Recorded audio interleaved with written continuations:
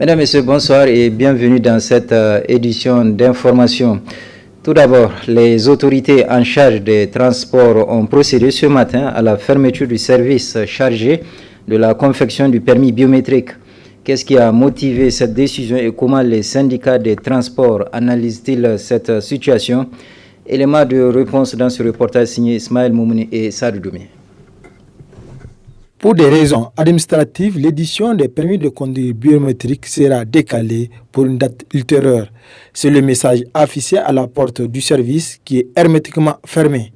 Cette fermeture temporaire survient au moment où les structures syndicales du domaine des transports et même celui des agents du ministère désapprouvent le manque de transparence et d'information dans la concession du permis de conduire. Ce n'est que le rétablissement de la vérité. Parce qu'en réalité, depuis, nous avons dit qu'il y a quelque chose qui cloche dans l'émission du permis biométrique. C'est un projet qui devait être national et qui devait être rentable pour toute la nation. Mais force est de constater que c'est un groupuscule qui ont eu la charge du ministère du Transport qui s'en sont accaparés pour en faire une affaire personnelle. C'est ce qu'on appelle du jogol. Ils avaient voulu faire de ça un jogol. Et Dieu merci, aujourd'hui, nous ne devons que nous réjouir de savoir que dans notre pays, quand même, il y a des sages qui sont à l'écoute de la population. Ce permis de conduire a été concédé à un privé, dans des conditions dont nous, préalablement personnel du ministère des Transports et représentants également des personnels, nous ignorons le contenu de cette délégation des prestations. À un moment, nous avons écrit au ministre des Transports, nous avons fait ampliation au président de la République et au Premier ministre pour qu'on mette à notre disposition cette convention afin de s'imprégner de son contenu en tant que travailleur du ministère des Transports. Parce que nous sommes appelés à assurer la relève.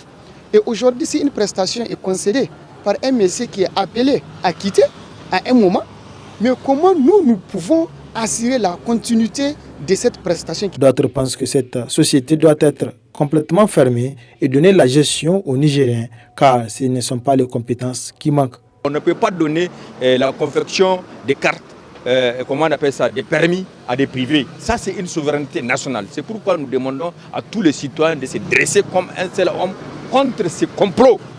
Le complot contre la République, contre l'État du Niger. Parce que tout simplement, un ministre veut faire un business avec ses enfants, avec sa famille. On ne peut pas être d'accord. Les permis, on ne va pas les changer. Et même si on doit les changer, ce n'est pas avec un Libanais, c'est avec les Nigériens, c'est avec les cadres du ministère des Transports, c'est avec nos Nigériens qu'on doit le faire. On ne va pas accepter. Donc, c'est pourquoi nous demandons. Ce n'est pas une fermeture temporaire qu'on cherche ou une diminution des prix. Parce que nous avons entendu qu'ils ont diminué 5 000. On n'est pas d'accord avec la diminution de 5 000. Ceux qui ont déjà leur permis, on ne va pas les imposer d'abord de faire un permis. D'abord, il faut qu'on revienne sur toutes les conventions. La convention de Sony Loga, la convention de carte grise, la convention de toutes les conventions, il faut qu'on revienne. Il faut que le devoir régalien de l'Iger reste à l'état du pays. Donc, on ne va pas accepter. Donc, le complot là, j'invite tous les Nigériens à se dresser pour barrer la route aux fossoyeurs de la République, à ces ministres affairistes. Trop, c'est trop. Approché, un des cadres du ministère des Transports nous a relaté hors micro que cette fermeture est temporaire, qu'un comité est mis en place pour examiner tout le contour lié à cette affaire et que le report de l'inauguration du service par le Premier ministre fait suite à son calendrier chargé. Ce matin a débuté l'atelier d'information et de sensibilisation sur l'intégration de la gestion de l'hygiène menstruelle dans les politiques et les budgets. Cet atelier se tient avec l'appui de l'ONG WaterAid. Compte rendu Asma Ousseidou et Aboubakar Souley. Informer et sensibiliser les secrétaires généraux des ministères sectoriels pour l'intégration de la gestion de l'hygiène menstruelle GHM dans les politiques et les budgets, objet de la présente cérémonie. Occasion pour le directeur pays de l'ONG WaterAid de lancer ses cris de cœur et dresser un message à l'endroit des décideurs sur la question. C'est une question, comme vous le savez, très sensible et complexe, surtout dans le contexte socio-culturel nigérien, qui est caractérisé, comme vous le savez, par d'abord le silence qu'on fait autour de la question, le caractère tabou qu'on lui attribue et l'interdit d'en parler. Nous n'avons pas les infrastructures, les équipements adéquats pour cette question-là. Et enfin, les politiques publiques, comme vous le savez, ne les prennent pas suffisamment en compte. Au regard donc de tout ce qui précède, on doit briser le silence pour soulager la souffrance de ces millions de femmes et de filles dans le monde qui vivent des situations peu enviables ou qui sont confrontées à des risques, d'abord sur leur santé, sur leur éducation, sur les économies qui polluent l'environnement, les risques de pollution de l'environnement, tout simplement qui freinent notre développement. Watered a fait le choix d'apporter sa modeste contribution sur la question, pas parce que c'est une opportunité de financement, mais pour une question de devoir et de conscience. Dans son discours d'ouverture, le secrétaire général du ministère de l'Hydraulique et de l'Assainissement a dressé les objectifs visés à travers cet atelier. Vous conviendrez donc avec moi que l'atteinte des objectifs du développement durable ne peut se faire sans la prise en compte de la GHM dans les secteurs précités. La cérémonie qui nous réunit aujourd'hui revêt un double objectif. Il s'agit à travers cette séance de plaidoyer, premièrement, d'amener les secrétaires généraux des ministères sectoriels en charge de la planification, de l'élaboration des politiques et stratégies à briser le silence qui entoure la GHM. Deuxièmement, de garantir une meilleure prise en compte de la GHM dans nos politiques publiques et les budgets. L'organisation du présent atelier de plaidoyer doit permettre à terme aux responsables des ministères sectoriels de prendre en charge l'intégration systématique dans tous nos documents de politique publique et de façon explicite la notion de GHM. Enfin, le secrétaire général a appelé les participants à briser le silence qui entoure cette question afin de mettre fin à l'ignorance sur la menstruation et garantir la prise en compte des besoins des femmes, filles en situation de vulnérabilité. Cérémonie de remise de dons turcs cet après-midi dans les locaux de l'ex-Solin. Il s'agit d'une vingtaine de bus gracieusement mis à la disposition de l'État du Niger par la coopération technique turque. C'est le directeur de cabinet du président de la République, Oumoudou Mahamadou, qui a officiellement réceptionné ce don. Le résumé avec Adam Soumana et Halidou Bourema. Ces autobus, au nombre de 20 exactement, constituent un don de la République de Turquie à l'État du Niger. Un matériel roulant dont le diplomate turc a gracieusement remis les clés aux officiels nigériens présents pour la circonstance. Ce matériel roule représente une étape importante de notre coopération en matière de transport. Enfin, je me réjouis de voir développer davantage ce domaine entre la Turquie et le Niger, et je voulais remettre les clés de ce bus officiellement à son Excellence, Monsieur le Ministre. En réceptionnant ce don, le ministre directeur de cabinet du président de la République n'a pas manqué de louer l'exemplarité de la coopération entre les deux pays. La cérémonie qui nous réunit aujourd'hui s'inscrit donc dans la droite ligne des orientations et des initiatives qui ont été mises en œuvre et qui ont contribué à porter ces liens de coopération au niveau privilégié qui est le leur aujourd'hui. Je voudrais donc, Monsieur l'ambassadeur, vous demander de transmettre les remerciements du gouvernement nigérien au gouvernement turc pour ce don de 20 autobus qu'il vient d'accorder à notre pays et que nous apprécions comme une marque d'amitié et de solidarité agissante entre le Niger et la Turquie. Et conformément aux instructions du président de la République, le gouvernement nigérien s'investira à tirer pleinement parti du cadre de coopération engageant la Turquie et le Niger, qui est matérialisé par les accords ambitieux qui lient nos deux pays. Ainsi, ces autobus qui témoignent de la vitalité de la coopération nigéro-turque viennent renforcer le parc automobile du garage administratif qui saura sans nul doute en faire bon usage où le besoin se fera sentir. La caravane nationale de présentation des lauréats du concours des héros du journalisme au Niger a pris fin aujourd'hui. Cette caravane a été organisée par l'ambassade des États-Unis au Niger en collaboration avec l'association des professionnels des communicatrices africaines au Niger. Compte rendu Ismaël Moumouni et Cheb Guissou. Durant 10 jours, ces lauréats du concours Héros du journalisme du Niger, initié par l'ambassade des États-Unis, ont sillonné le territoire national à travers une caravane de présentation au public des lauréats. Cette activité s'est déroulée en collaboration avec ces deux structures. Cette caravane fait suite à un concours organisé avec l'appui financier du Centre culturel américain, donc l'appui financier de l'ambassade des États-Unis au Niger, et qui est une composante d'un programme intitulé Garantir la liberté d'expression dans les médias. Ce programme avait deux composantes.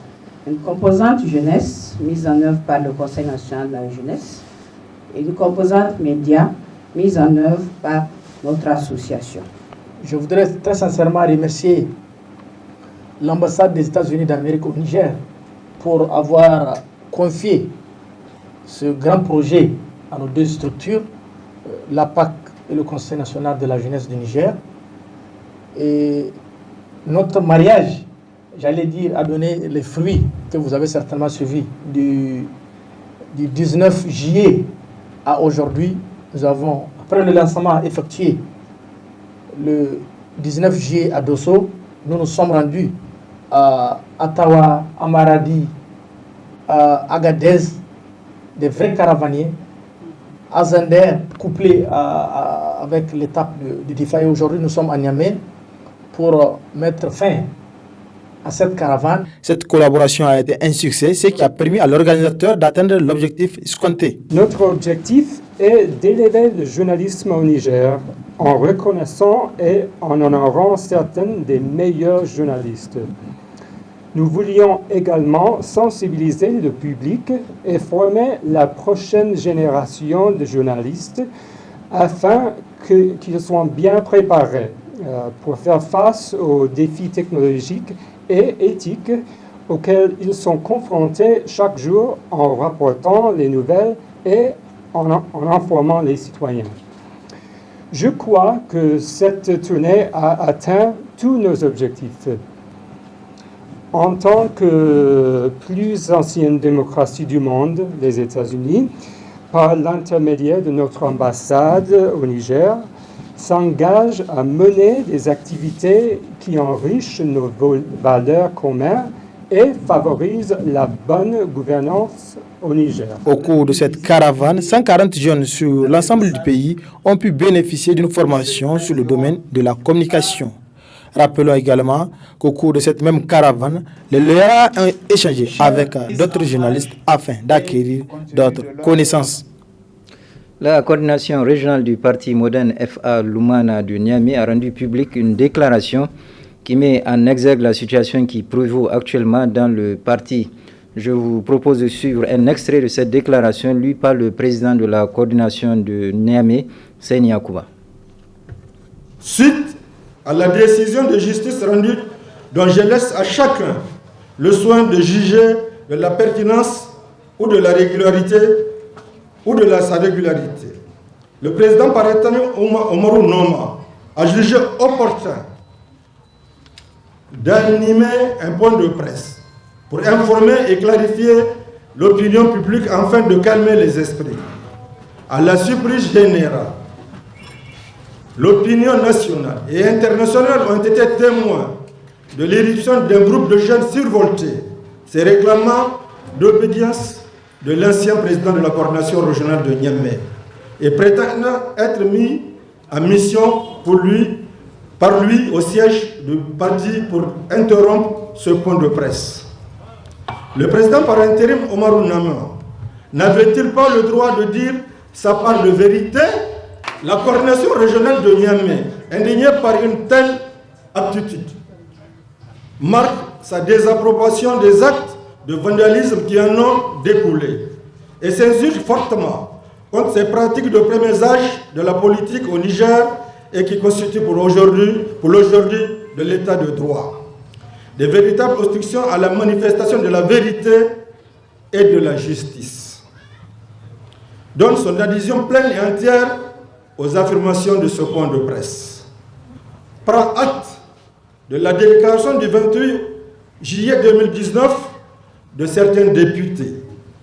Elle marque toutefois son étonnement de déceler l'hypocrisie implicite de nos élus nationaux qui sont les premiers à vouloir cautionner la déchéance de son Excellence M. Ama Amadou en tant que député, en procédant à son remplacement par son suppléant sans consulter ni informer les militants du parti. Être aussi les premiers à s'organiser en syndicat qui s'arrogent le droit de s'ingérer ensemble dans les affaires d'une région donnée pour supporter leurs camarades syndicales, en rupture avec les textes organiques et statutaires du parti. La conclusion de l'étude menée par le ROTAB sur la rétrocession de 15% des redevances minières et pétrolières aux régions concernées était au centre d'une conférence débat animée hier à la Maison des Jeunes de Zender. Le résumé avec Hassan Saleh Moustapha et Ibrahim Abdou. Le débat a été très riche et houleux au vu de l'importance du sujet. L'étude sur la rétrocession de 15% des redevances minières et pétrolières aux régions de Difa, Tillabéri, Agadez et Zender. Le cas de Zender est un cas particulier parce que ça concerne les redevances pétrolières. Au début, les corps pétroliers ne prenaient pas en compte l'aspect transformation. Les corps pétroliers donnent droit aux régions d'exploitation pétrolière. Donc, qui dit exploitation pétrolière dit la région de Difa. Alors qu'à l'évidence, la région des Zender subit plus les effets néfastes de l'exploitation que la région de Difa. Parce que c'est là-bas que le raffinage se fait. Donc, suite aux activités de raffinage, on constate vraiment beaucoup de dégradation des terres, de dégradation de l'écosystème, la nappe phréatique qui n'est pas bonne, qui est impactée aussi. Mais la loi était muette au début.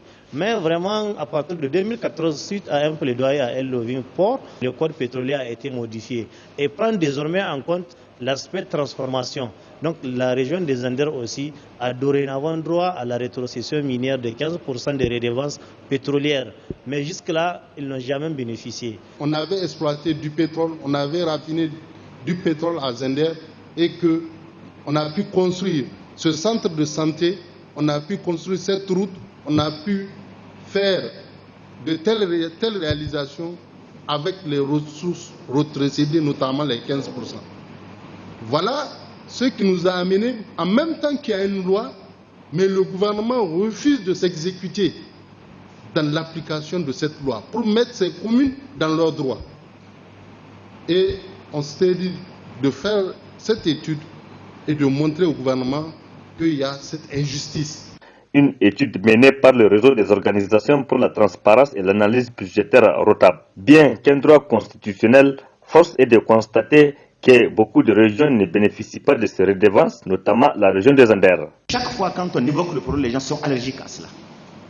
Mais pourquoi bon sang, depuis 2014 que la loi a été votée, la région des Anders n'a pas bénéficié? Pourquoi? Qu'est-ce qui bloque? Et ça nous torture. Oui, je disais bien au début que nous sommes dans un état unitaire. Pourquoi bon sang ce traitement-là? On ne comprend pas. Mais on ne va pas s'étaler dessus. Ce qu'on va faire, il faut positiver. Positiver en faisant quoi? D'abord, c'est une des recommandations qui dit que à l'endroit des collectivités, d'organiser des actions permettant effectivement d'attirer l'attention de l'État sur cette situation pour l'amener à nous verser. Pour le partenaire du ROTAB, Oxfam, qui a rendu possible l'étude, la mauvaise gouvernance est la base de cette situation. Le problème c'est quoi? Tout simplement un problème de gouvernance, c'est tout. C'est tout simplement un problème de gouvernance. Parce que s'il y a une bonne gouvernance, parce que là on parle de quoi? On parle de la gouvernance des industries extractives. Donc s'il y a une bonne gouvernance, ça veut dire que toutes les lois qui ont été signées par l'ensemble des États membres de l'UEMOA, de la CEDEAO et de la CEDEAO, qui concernent les industries extractives, ça veut dire que ces lois-là vont être appliquées. Et moi, je me dis que l'essentiel n'est pas d'avoir une loi bien faite, mais c'est de la respecter. Pour les participants qui ont pris la parole à cette occasion, l'heure n'est plus aux critiques, mais une synergie d'action s'impose pour arracher ce droit qu'est les redevances minières et pétrolières. Célébration de la journée de la traite des personnes par l'Agence nationale de la traite des personnes ANLTP. Plus de détails avec notre confrère Balima Brema. C'est sous le thème « Appelez votre gouvernement à l'action » que l'Agence nationale de lutte contre la traite des personnes et le trafic illicite de migrants, en collaboration avec l'Organisation internationale pour les migrations, célèbre la journée mondiale de lutte contre la traite des personnes. Première du genre, cette rencontre qui rassemble la totalité des membres de l'agence élargie aux correspondants dans les régions vise surtout à rappeler aux animateurs de l'État leur devoir pour le bon fonctionnement de l'administration, qui est une administration de référence en matière de lutte contre la traite des personnes. La directrice générale de l'ANLTP met un accent particulier sur la place de choix qu'occupe l'ANLTP dans le concert des nations. Cette initiative, qui est la première et qui a été possible grâce à l'Organisation internationale pour les migrations qui finance la présente tenue, c'est d'abord rappeler aux animateurs de l'État que l'État, c'est de la responsabilité. Leur présenter les mécanismes et les procédures des partenaires techniques et financiers comme l'OIM qui nous accompagne. C'est leur rappeler leur devoir de réserve. C'est leur rappeler les principes minimums pour qu'une administration publique émerge. Aujourd'hui, nous sommes une administration de référence. Si je peux le dire, il faut que nos agents soient des agents de référence. Il faut que le travail, le sacrifice soit au rendez-vous. Et si cette initiative est concluante, nous aimerions que l'OIM puisse nous permettre de la pérenniser. Que chaque année, les agents de l'agence se retrouvent, que les dysfonctionnements soient relevés, que s'il y a des recommandations, qu'elles soient dégagées pour que l'agence continue de briller au niveau continental. La représentante de l'Organisation internationale pour les migrations se félicite des activités menées par l'ANLTP. L'ANLTP a vraiment accompli beaucoup de choses depuis sa création. L'OIM a été aux côtés de l'ANLTP depuis le départ, il me semble, et nous sommes très contents de voir les avancées qui ont été fournies sur tous les plans. Et l'OIM a été aux côtés de la NLTP depuis le départ, il me semble, et nous sommes très contents de voir les avancées qui ont été fournies sur tous les plans, et nous sommes aussi très heureux nous l'espérons, pouvoir appuyer d'autres avancées dans le futur. La directrice générale de l'ANLTP évoque à cette occasion l'encadrement octroyé par l'agence aux étudiants et aux stagiaires sur des thématiques appropriées. L'histoire de l'agence, c'est une histoire d'étudiants, d'appelés de service civique et de stagiaires.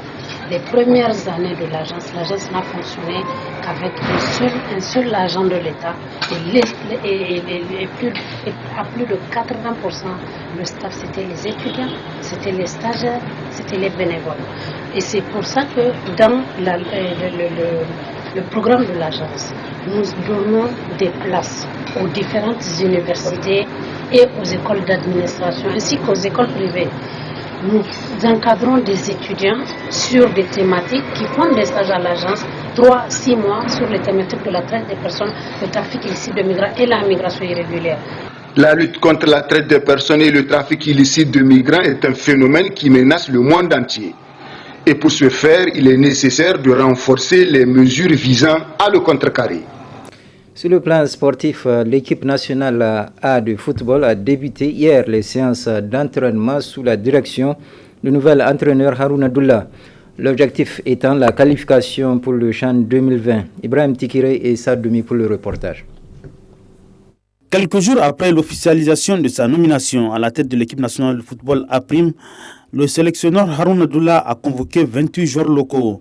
Les séances d'entraînement ont débuté ce lundi 29 juillet au Centre technique national de la FENIFOOT. C'est un sentiment de fierté, de savoir que les gens peuvent compter sur nous pour l'accomplissement de ces tâches. Je me réjouis de la confiance qui a été portée à ma personne. Maintenant, à nous de prendre toutes les dispositions pour mériter et honorer un peu la confiance qui a été portée à nous. Je pense qu'après déjà notre élimination à la dernière CAN, pratiquement tout s'est arrêté. Et là, on reprend avec d'abord les locaux qui vont passer par une phase qualificative pour le CHAN en jouant la Côte d'Ivoire en aller-retour.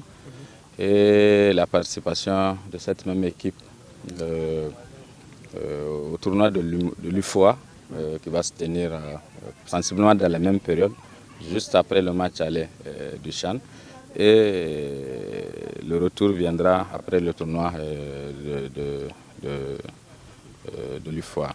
Entre autres missions confiées à Harouna Doula, la qualification pour le CHAN 2020, un défi à relever pour un retour à la tête de la BAC technique de l'équipe A' du MENA. Nous avons pris assez de temps quand même pour préparer cette équipe d'abord locale, pour la mettre en place.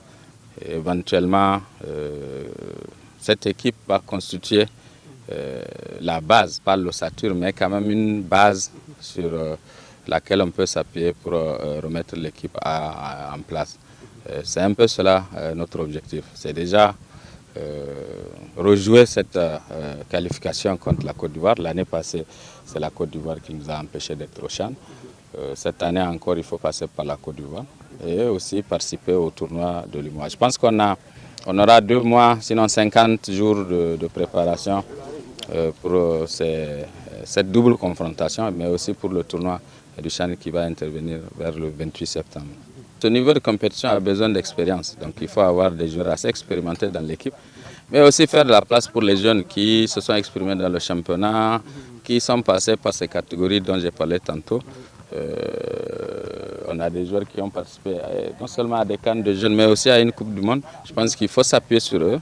S'ils sont parvenus à ce niveau, c'est qu'ils ont de la qualité. Je pense qu'il faut continuer le travail qui a été déjà fait en misant sur eux et en les préparant pour véritablement les compétitions.